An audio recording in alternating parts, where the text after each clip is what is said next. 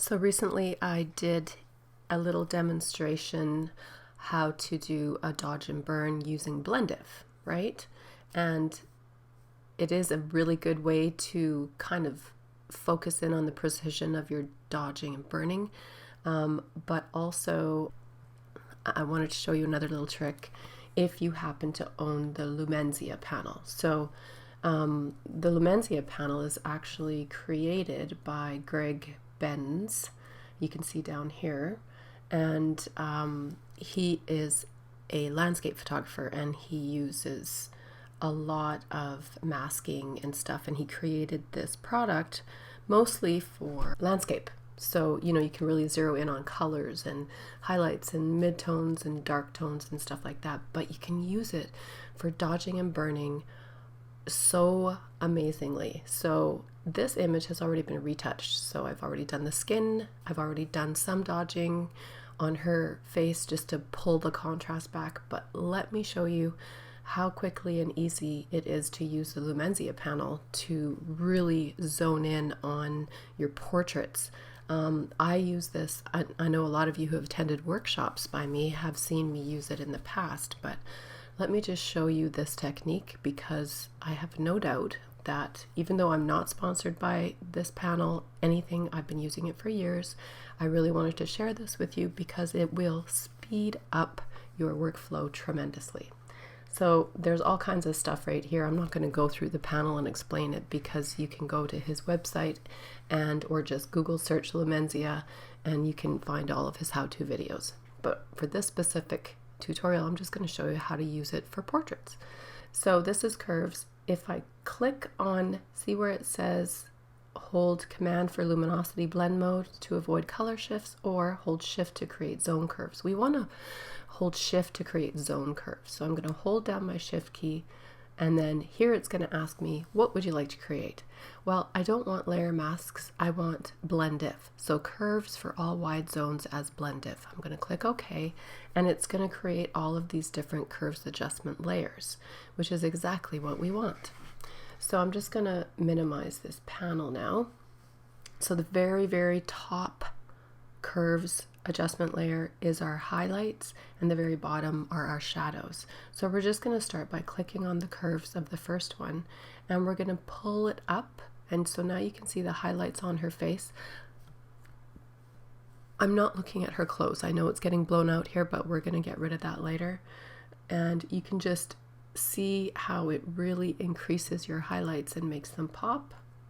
I'm going to go back. I'm going to double click on the bottom one, and now we can reduce the shadows just a little bit like that.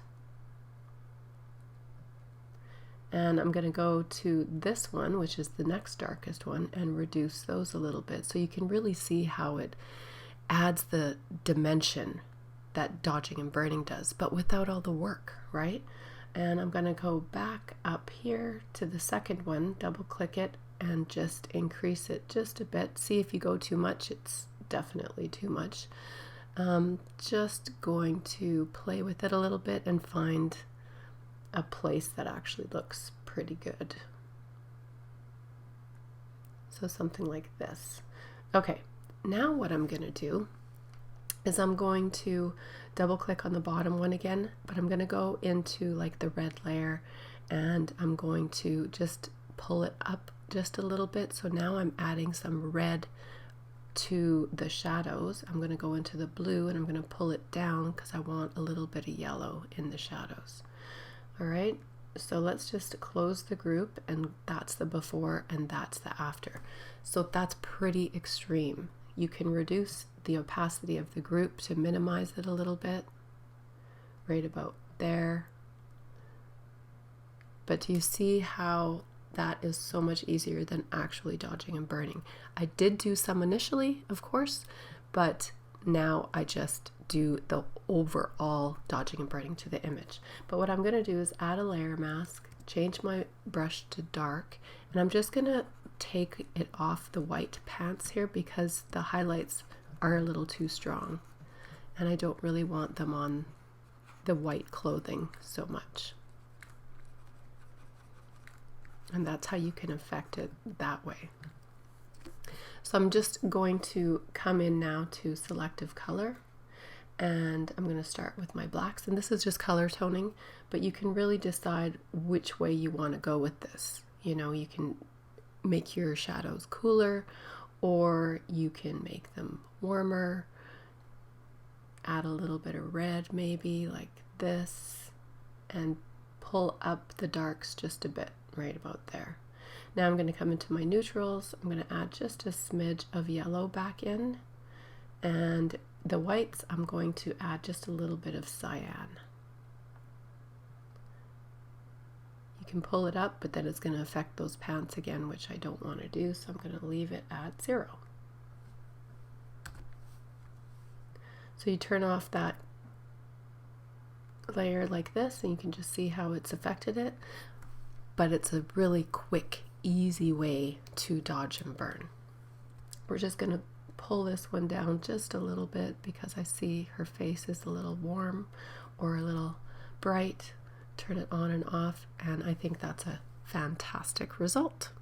Let me know what you think below in the comments. Let me know if you give it a go and you like it. But until next time, enjoy, guys.